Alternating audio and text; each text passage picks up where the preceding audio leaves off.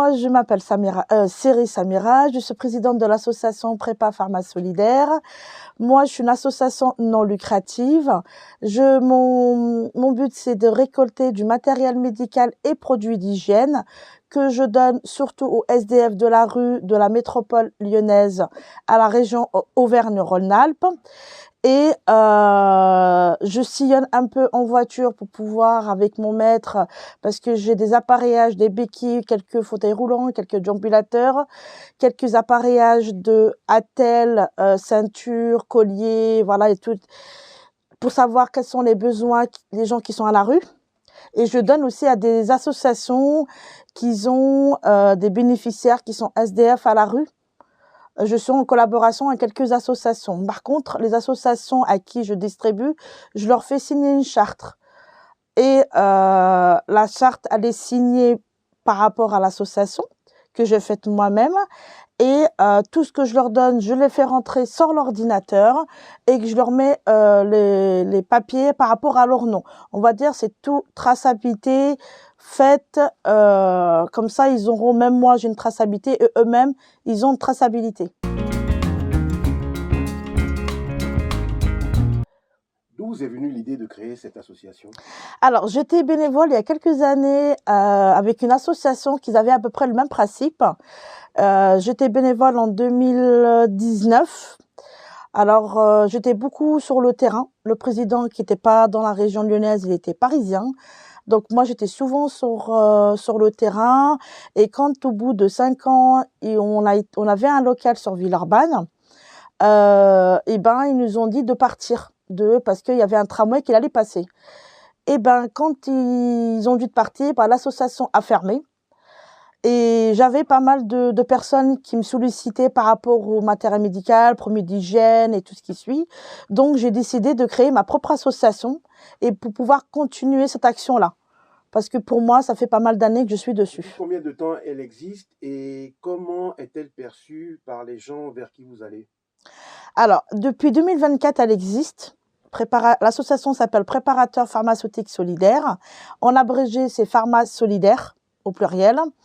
En fait, on m'a dit c'est vrai qu'il y a pas mal de besoins des gens SDF à la rue, qu'ils n'ont pas, il y a des SDF, des migrants, bon, il y a pas mal de familles, c'était vraiment des gens sont vraiment dans la précarité. Il y a même des étudiants aussi que, malheureusement, ils sont étudiants, ils partent à la fac, mais ils n'ont pas un endroit où se loger.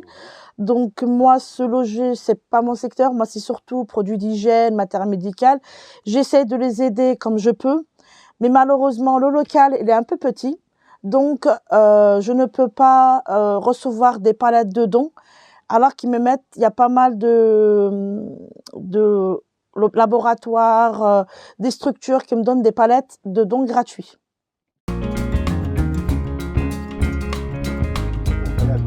Plus précisément au quartier du Tonkin, c'est ça?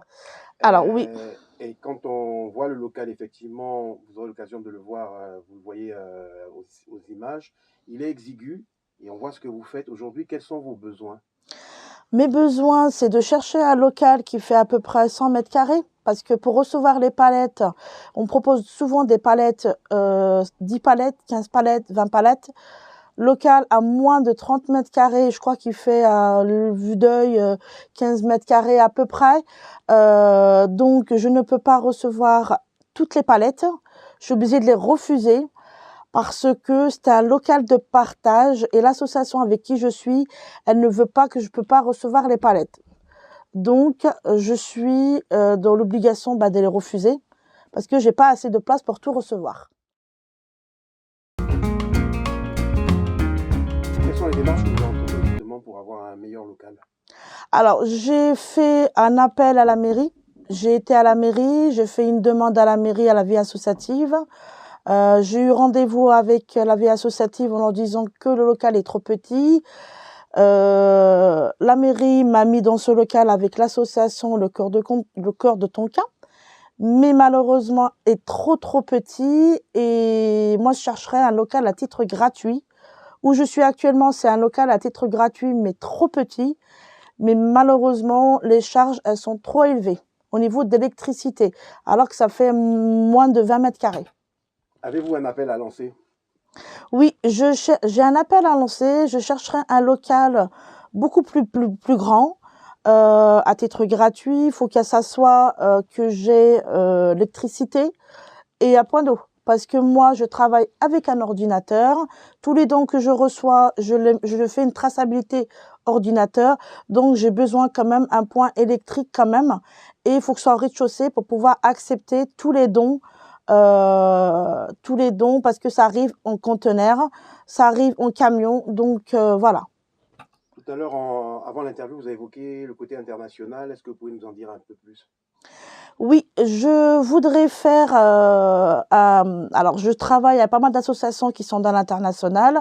Je leur donne des dons à titre gratuit, tout ce qui est matériel médical, des lits médicalisés, des matelas, des fauteuils roulants, des déambulateurs. Je leur donne tout ce qu'ils ont besoin si j'ai dans mon local.